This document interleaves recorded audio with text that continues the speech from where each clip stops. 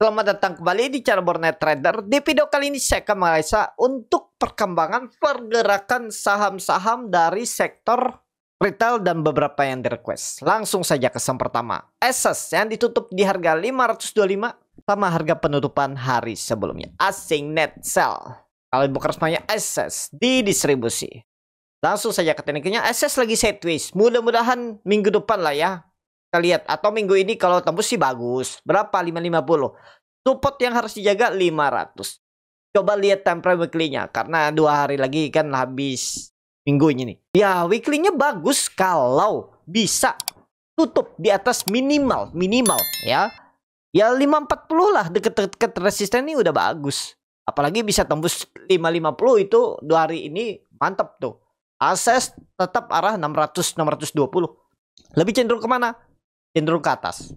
Support yang dijaga 500. Lanjut, MRT yang ditutup di harga 2610, menguat 4,39%. Asing net sell.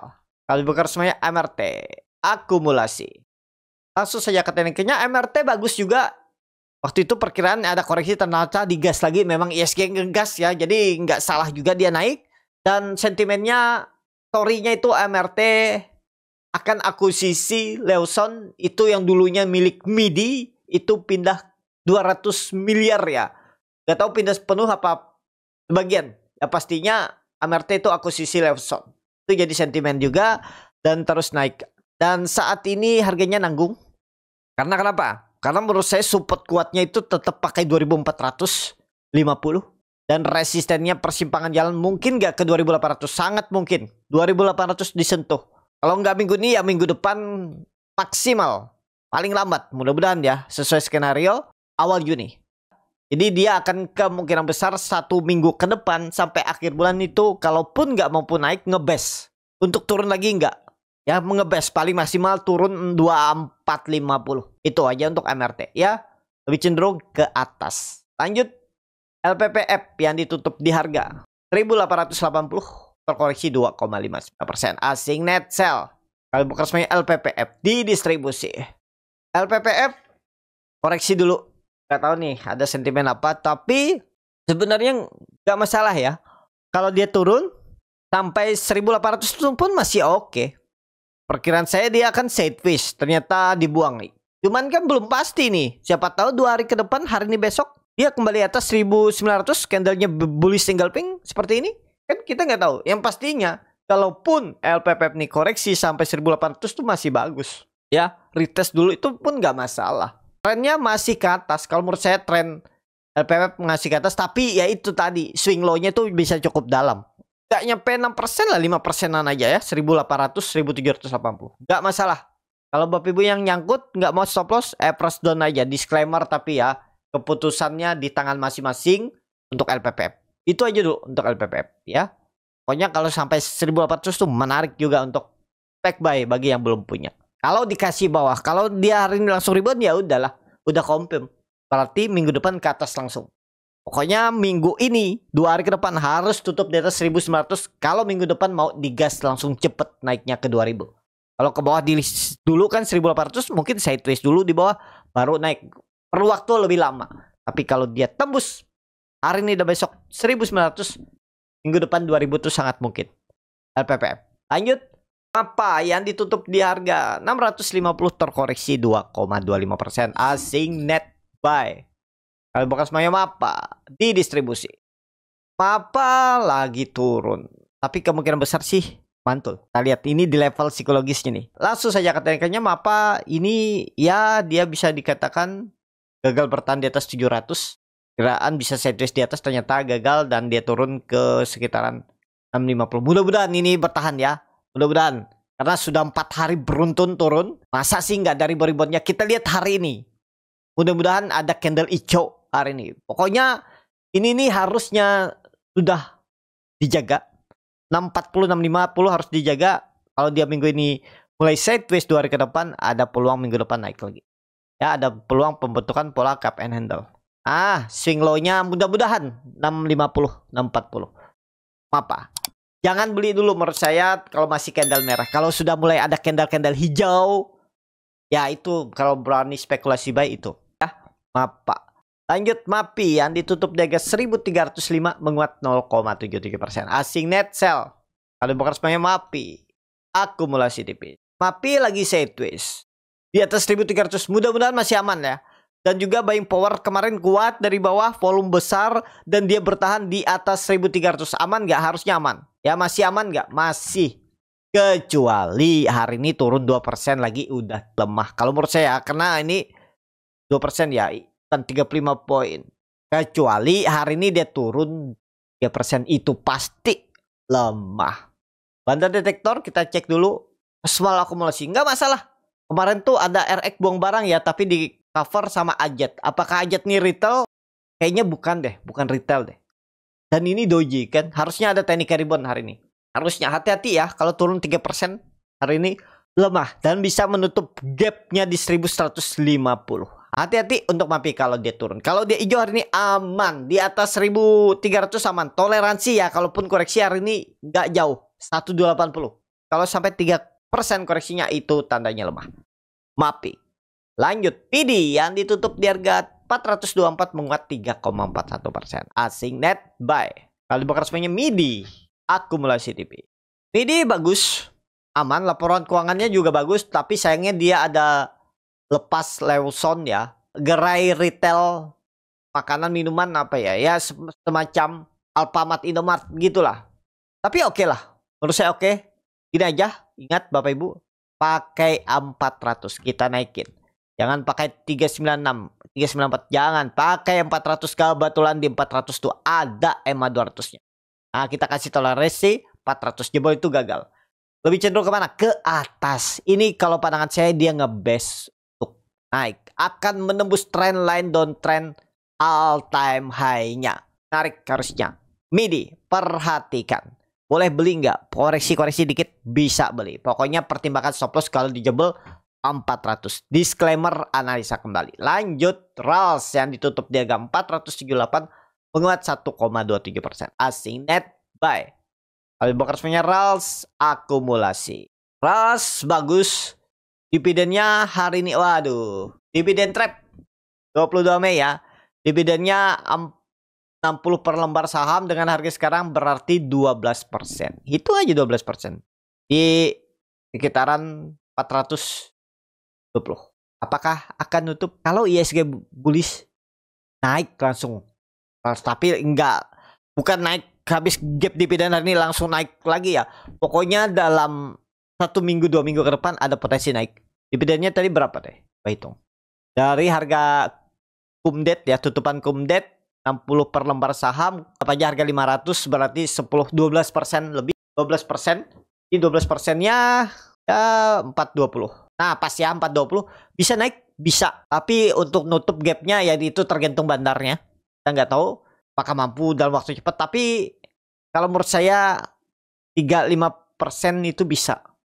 Bahkan mungkin bisa 10% tuh. Kalau pandangan saya nanti 440 nih jadi resisten yang cukup kuat. Ya 5% lah, 5-6% dia. Kalau dia koreksi lagi, ya misalnya nih skenario-nya, dia nggak naik, gap langsung dividen trap itu langsung turun, besoknya turun lagi, Jumat ya sikat area 400 nih. Lebih peluangnya besar lagi kan? Seperti apa nih? Pokoknya kemungkinan besar kalau ISG bullish, RALS itu paling nggak menguji 440, 450. 2 minggu ke depan kalau ISG bullish, pokoknya arah atas. Walaupun dividen trap ada potensi, ya tadi skenario-nya habis dividen dia sideways di atas 420 ke 450 baru turun, atau dia langsung turun kalau hari ini nggak gerak tetap di 420 terus besok atau Senin turun, itu kesempatan dapat harga murah tuh. Ya, itu. Untuk nutup gap dividen kayaknya ya kita nggak tahu lah ya. Saya nggak bisa berandai-andai juga, nggak bisa memastikan juga. Ya pastinya kemungkinan besar sih bisa nutup. Cuman mungkin nggak bulan ini atau bulan depan, ya bisa jadi tahun ini kan. Ya siap aja 6 bulan ke depan. Itu ya, RALS. Lanjut. TKIM yang ditutup 36.000 terkoreksi 0,41%. Asing net sell. Kalian bakal semuanya TKIM. Akumulasi. TKIM di resisten ya. Takutnya sih ada koreksi. Tapi trennya bagus kok. Masih bagus nggak? Masih. Jadi kalau ada koreksi di mana kira-kira Kalau pandangan saya 5.500 support kuat. Gantung Bapak Ibu lah. Ya bagusnya sih kalau dikasih koreksi dulu. Kalau digas lagi gimana dong? Rugi dong saya ketinggalan. Ya nggak masalah ya. Seperti yang sering saya bilang. Harga berapapun Bapak Ibu tuh bisa beli. Cuman siap nggak dengan resikonya? Kalau nggak siap resiko tinggi, risknya maunya kecil, stop lossnya nggak dalam, itu ya belinya dekat-dekat 5.500, 5.600. Itu nggak dalam, cut lossnya paling mentok 4 dan 3%. Tapi kalau Bapak Ibu beli di 6.000 nih, boleh nggak cut loss di bawah 5.800? Boleh. Cuman Bapak Ibu jangan nyesal. Apa? Kalau dia naik lagi. Habis di cut loss mungkin 4%, dia naik lagi. Di bawah pun kalau beli di bawah 5.600, kalau dia jebol cut loss terus naik lagi, ya jangan nyesel. Tapi kalau di area ini, kalau memang sahamnya itu masih arah ke atas, itu ada standby buyer yang menjaga harga. Nah, beda dengan kalau dijebol 5.500. Memang mungkin ada standby buyer juga, tapi ya resikonya lebih besar, cenderung turun ya. Mudah-mudahan paham ya Bapak Ibu ya. Kalau di area atas ini kan ya sebenarnya Bapak Ibu tuh kalaupun cut loss ya udahlah, cari saham yang lain. Anggap aja nggak jalan langsung. Gitu ya. Ya itulah, kembali ke masing-masing. Karena dimanapun Bapak Ibu buat trading, plan stop loss tuh ya bisa. Tapi ya itu, kalau di area atas ini mungkin di 60-70% tuh masih peluang kembali rebound. Tapi kalau di bawah ini jebol 5.500 tuh ya sekitar 40% aja, 30%, 40% ya mungkin bisa naik lagi. Lebih cenderung ke bawah. Nah, kembali ke masing-masing. Ya, karena di market ini kan nggak ada ilmu pasti, nggak ada kepastian. Tapi apakah bisa menghasilkan profit? Bisa. Sudah banyak kan? Itu. Jadi itu aja dulu untuk TKIM. Ya, kalau saya wait and see. Cuman kalau nawar di bawah nih kayaknya bisa nggak dikasih. Ini dia 5.500, 800, 5.700 ini. Cuman ya itulah, harga nanggung. Lanjut. INKP yang ditutup di harga 6.175. Sama harga penutupan hari tersebut. Asing net sell. Ada bukan semuanya INKP. Akumulasi tipis. INKP. Nah sama INKP ini. Cuman INKP lebih tinggi.